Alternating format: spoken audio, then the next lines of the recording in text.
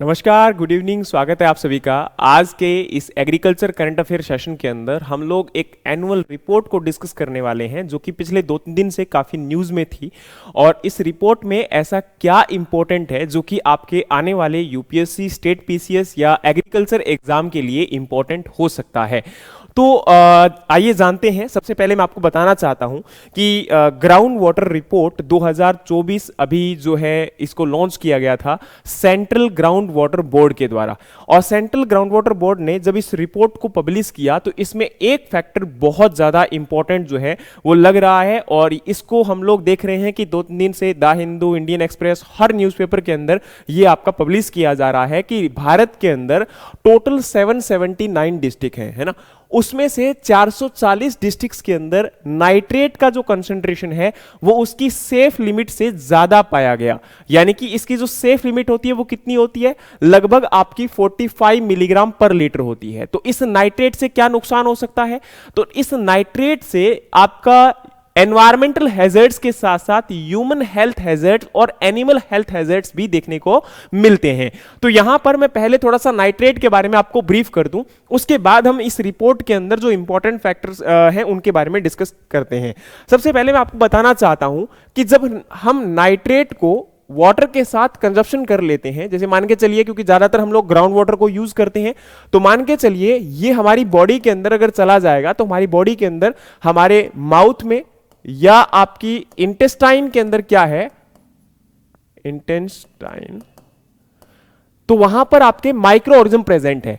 और ये micro organism क्या करते हैं, इस नाइट्रेट को नाइट्राइट में कन्वर्ट कर देते हैं। अब हमारी बॉडी के अंदर प्रेजेंट है जी हीमोग्लोबिन। क्या प्रेजेंट है आपका, हीमोग्लोबिन प्रेजेंट है। तो इस हीमोग्लोबिन के अंदर एक इंपॉर्टेंट कंपोनेंट होता है, वो होता है जी फेरस। तो ये जो नाइट्राइट कन्वर्ट हुआ था नाइट्रेट से, ये क्या करेगा, इस फेरस को कन्वर्ट कर देता है आपका फेरिक में। तो इससे क्या नुकसान होगा कि यहां पर जो ये हीमोग्लोबिन है ये आपका कन्वर्ट हो जाता है जी मिथेमोग्लोबिन में। अब ये मिथेमोग्लोबिन में कन्वर्ट होने की वजह से जो ऑक्सीजन की जो हीमोग्लोबिन की, क्योंकि हीमोग्लोबिन क्या करता है, ब्लड के अंदर ऑक्सीजन को कैरी करने का काम करता है, ऑक्सीजन को ट्रांसपोर्ट करने का काम करता है। तो यहां पर ये मिथेमोग्लोबिन में कन्वर्ट होने के कारण आपका ऑक्सीजन को क्या नहीं कर पाएगा, ट्रांसपोर्ट नहीं कर पाएगा, कैरी नहीं कर पाएगा। तो इससे क्या होता है कि आपका रेस्पिरेटरी प्रॉब्लम यानी कि सांस लेने में तकलीफ जो है वो होने लगती है। उसी के साथ में ज्यादातर यहां पर ये प्रॉब्लम बच्चों में देखने को मिलती है, जो इन्फेंट्स होते हैं, ठीक है। और उनमें क्या होता है कि आपकी जो बॉडी है, क्योंकि ऑक्सीजन का अगर प्रॉपर आपका सर्कुलेशन नहीं होगा, ट्रांसपोर्टेशन नहीं होगा, तो उनकी बॉडी जो है वो ब्लू होना स्टार्ट हो जाती है। तो ब्लू बॉडी होने के कारण ही हम इस डिजीज को बोलते हैं ब्लू बेबी सिंड्रोम। तो आपने इसके बारे में सुना होगा कि ब्लू बेबी सिंड्रोम। और यहां पर मिथेमोग्लोबिन बनने की वजह से हम इसको बोल देते हैं जी मिथेमोग्लोबिन या। तो यहां पर ये मिथेमोग्लोबिनिया जो आपका डिजीज होता है या ब्लू बेबी सिंड्रोम होता है, ये नाइट्रेट की वजह से होता है। तो समझ में आया कि यहां पर ये नाइट्रेट करता क्या है। इसके साथ में ये नाइट्रेट एनिमल हेल्थ के लिए भी उतना ही नुकसान करता है।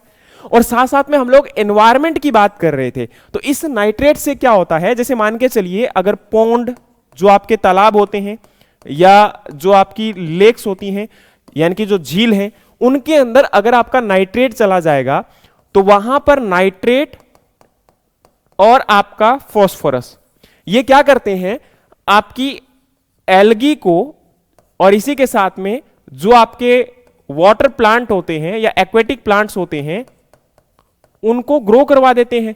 इससे क्या होगा कि वाटर के सरफेस के ऊपर एक ग्रीन कवरिंग आ जाती है। और ग्रीन कवरिंग आने की वजह से आपका जो वाटर है उसमें ऑक्सीजन की डेफिशिएंसी होना स्टार्ट हो जाती है, या ये कह सकते हो कि वहां पर बायोलॉजिकल ऑक्सीजन डिमांड आपकी बढ़ जाती है, क्योंकि उस वाटर बॉडीज के अंदर भी बहुत सारे ऑर्गेनिज्म प्रेजेंट है, फिश है ना, तो उनकी जो बायोलॉजिकल ऑक्सीजन डिमांड है वो बढ़ेगी, क्योंकि भाई ऑक्सीजन जो है वो आपकी वाटर के अंदर क्या होती है, मिक्स होती है। एयर के साथ अगर कांटेक्ट में होता तो वहां पर क्या होता, मिक्स हो जाता। लेकिन अब यहां पर ऊपर एक ग्रीन कवरिंग आने की वजह से काई की, अब क्या हो गया, उसका जो कांटेक्ट है वो टूट गया, तो वाटर के अंदर एक एनारोबिक कंडीशन क्रिएट हो जाती है, ऑक्सीजन की डेफिशिएंसी हो जाती है। तो वहां पर भी आपका एनारोबिक कंडीशन होने के कारण आपके जो ऑर्गेनिजम्स है वो डेड होना स्टार्ट हो जाते हैं, और उस वाटर के अंदर आपके टॉक्सिक सब्सटेंस डिपॉजिट होना स्टार्ट हो जाते हैं, और वो वाटर आपका पोल्यूट हो जाता है। और इसी पूरी प्रोसेस को हम लोग बोलते हैं यूट्रोफिकेशन। क्या बोलते हैं आपका, यूट्रोफिकेशन। और इस यूट्रोफिकेशन के लिए कौन रिस्पॉन्सिबल हुआ, नाइट्रेट रिस्पॉन्सिबल हो गया। तो यहां पर ये तो हमारे वाटर्स को पोल्यूट कर रहा है, जो सरफेस वाटर बॉडीज आपकी होती हैं जैसे कि पॉन्ड या लेक। तो अब ये आपका मेजर कारण था कि नाइट्रेट इतना ज्यादा न्यूज में है और नाइट्रेट की वजह से ये प्रॉब्लम हो रही है। तो हम यहां पर बात कर रहे थे कि नाइट्रेट जो है वो लगभग आपका 440 डिस्ट्रिक्ट्स के अंदर क्या पाया गया, ज्यादा पाया गया। तो इस रिपोर्ट के अनुसार आपका ये देखा गया कि लगभग 56% जो इंडियन डिस्ट्रिक्ट्स हैं उनमें ये प्रॉब्लम ज्यादा हुई। अच्छा, अब ये कारण क्या हुआ, मेजर कारण हम इसको क्यों, किसको ठहरा सकते हैं, और ये इतना इंपॉर्टेंट क्यों है। देखो, अब हम जो ये ग्राउंड वाटर आपका एक्सट्रैक्ट करते हैं, अब आपको पता होना चाहिए कि हम लोग जो ये ग्राउंड वाटर एक्सट्रैक्ट करते हैं इसका मैक्सिमम पार्ट हम लोग इरिगेशन में यूज करते हैं। किस में यूज करते हैं जी, आपका इरिगेशन में यूज करते हैं। और साथ में अगर हम बात करें तो हमारी एग्रीकल्चर में हम क्या करते हैं जी, एग्रीकल्चर के अंदर नाइट्रोजन फर्टिलाइजर का यूज बहुत ज्यादा हो रहा है। क्या हो रहा है जी, आपका नाइट्रोजन फर्टिलाइजर का यूज बहुत ज्यादा हो रहा है। तो अब देखो, नाइट्रोजन फर्टिलाइजर जो है वो कहीं ना कहीं उसका लॉस भी होता है। तो कुछ लॉस तो हवा में हो जाता है वोल्टिलाइजेशन में, लेकिन कुछ लॉस आपका लीचिंग भी होता है, और लीचिंग लॉस आपका किसका होता है, नाइट्रेट। और यही नाइट्रेट आपका ग्राउंड वाटर में मिक्स होकर और हमारे सरफेस के ऊपर इरिगेशन की फॉर्म में वापस आ जाता है। तो लगातार ये आपके जो है सॉइल के ऊपर भी आएगा, तो जिससे आपके सरफेस वाटर बॉडीज में जाएगा, या फिर हम लोग इसको ड्रिंक करते हैं तो हमारी बॉडी के अंदर जाएगा। तो यहां पर मेजर कारण जो आपका है इस नाइट्रेट का, या नाइट्रेट जो आपका यहां पर हम लोग ग्राउंड वाटर के अंदर देख पा रहे हैं, उसका सबसे बड़ा कारण हमारा कहीं ना कहीं एग्रीकल्चर है। और एग्रीकल्चर के साथ साथ जो अर्बेनाइजेशन बढ़ रहा है, अब अर्बेनाइजेशन का मतलब क्या है कि शहरीकरण जो हो रहा है। अब शहरीकरण होने से क्या होता है कि जो आपका शहरों में वेस्ट होता है या ह्यूमन वेस्ट होता है या जो सीवेज वाटर होता है, उस सीवेज वाटर में भी नाइट्रेट की कंसंट्रेशन काफी ज्यादा होती है।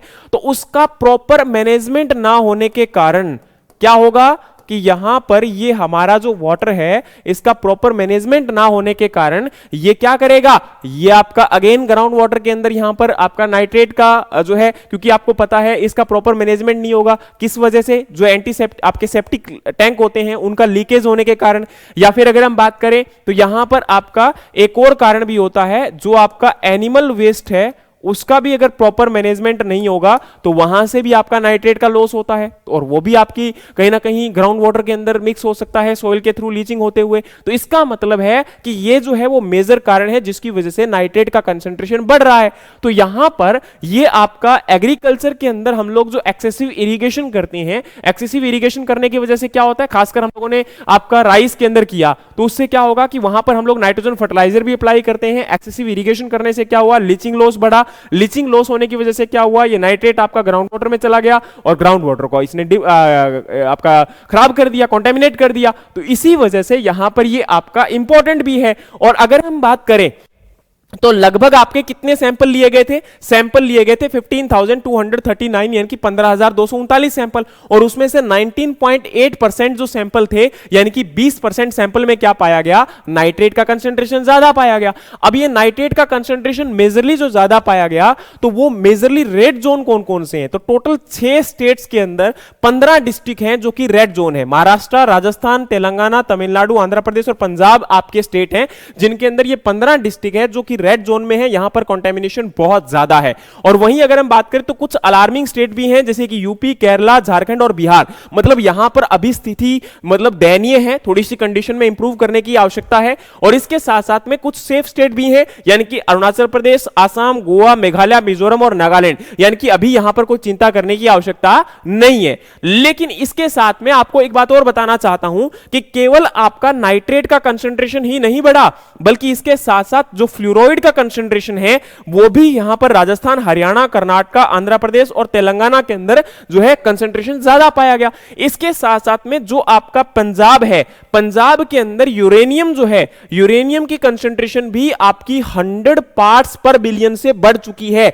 और ये इसकी सेफ लिमिट होती है जी 30 पार्ट्स पर बिलियन, यानी कि ये तो उससे भी कम से कम 3 गुना ज्यादा बढ़ गया है। और पंजाब के अंदर इसका कंसंट्रेशन बढ़ने के कारण, अब देखो यूरेनियम जो होता है ना, वो किडनी के डिजीज कॉज करने में मेजर आपका रिस्पॉन्सिबल होता है। तो यहां पर एक तो आपका फ्लोराइड, इसके साथ आपका यहां पर यूरेनियम, और एक है आपका आर्सेनिक। इस आर्सेनिक की कंसंट्रेशन के बढ़ने की वजह से भी आप ये कह सकते हो कि कैंसर जैसी जो बीमारियां होती है वो बढ़ना स्टार्ट हो जाती है। तो यहां पर इसलिए जरूरी है कि इनकी जो आपकी कंसंट्रेशन, ऐसे कंटेमिनेटेड जो आपके सब्सटेंसेस है, इनको हम डिक्रीज करें, क्योंकि आने वाले टाइम में हमारा वाटर, जिसको हम लोग मेन आपका ह्यूमन लाइफ का रिसोर्स मानते हैं, नेचुरल रिसोर्स में से मेजर रिसोर्स आपका जो हमारे लाइफ के लिए इंपॉर्टेंट है, वो अगर पॉल्यूट हो गया, वो अगर कंटेमिनेट हो गया इन सभी सब्सटेंसेस से, तो हम लोग किस पर जिंदा रहेंगे? हमारा सर्वाइवल ही खत्म हो जाएगा। तो इसलिए ये जरूरी भी है। और इसी के साथ में अगर हम बात करें तो ग्राउंड वाटर का जो एक्सट्रैक्शन है वो आपका 73% जो ब्लॉक हैं उनके अंदर आपका सेफ जोन में है, जो कि अगर हम बात करें तो पिछले जो रिपोर्ट थी उसके अनुसार ये 60.4 में था, लेकिन अभी अगर हम बात करते हैं तो 67.4 में था, लेकिन अभी अगर हम बात करें तो 73% ब्लॉक्स के अंदर ये क्या है, आपका सेफ जोन के अंदर है। यानी कि ग्राउंड वाटर एक्सट्रैक्शन आपका ठीक है, उसमें अगर हम बात करें तो काफी इंप्रूवमेंट है, लेकिन ये जो कंटेमिनेटेड सब्सटेंस है इनके ऊपर भी आपको गौर करने की आवश्यकता है। तो ये कंटेमिनेटेड सब्सटेंस कौन कौन से हैं? तो वैसे तो आपका यहां पर क्लोराइड भी है, ईसी भी है, फ्लोराइड है, नाइट्रेट है, आयरन है, आर्सेनिक है और यूरेनियम है। लेकिन मेजर यहां पर फोकस करने की जरूरत है फ्लोराइड के अंदर, नाइट्रेट के अंदर, आर्सेनिक के अंदर और आपका यूरेनियम के अंदर। तो यहां पर ये आपके सैंपल बताए गए हैं कि मान के चलिए अगर 100 सैंपल लिए गए थे तो उनमें से कितने सैंपल के अंदर आपकी सेफ लिमिट जो है वो क्रॉस कर चुकी है। तो यहां पर अगर हम बात करें तो ध्यान देने की जरूरत आपका फ्लोराइड के ऊपर, नाइट्रेट के ऊपर, आर्सेनिक के ऊपर और यूरेनियम के ऊपर है, जिनको हमें ध्यान से देखना पड़ेगा। और यहां क्या आने वाले टाइम में कंडीशन रह सकती है और कैसे हमारी गवर्नमेंट इनके ऊपर इंप्रूवमेंट कर सकती है वो देखना पड़ेगा। लेकिन अभी के लिए, आज के लिए इतना ही जो इस रिपोर्ट में इंपॉर्टेंट था आपके लिए। तो उम्मीद है कि ये सारा आपको हेल्प करेगा और आपको समझ में भी आ गया होगा कि ये क्यों इंपॉर्टेंट था, इससे नुकसान क्या होता है। तो इस सबको आप लोग अच्छे से देखिएगा। फिर भी अगर कोई जरूरत है या फिर आपको लगता है कि कोई चीज इंपॉर्टेंट रहे और रह गई है तो आप प्लीज कमेंट बॉक्स में मेंशन कर दीजिएगा, आने वाले वीडियोस के अंदर उसको डिटेल में एक्सप्लेन कर दिया जाएगा। Thank you so much, have a great day. जय हिंद, जय भारत, जय जवान, जय किसान।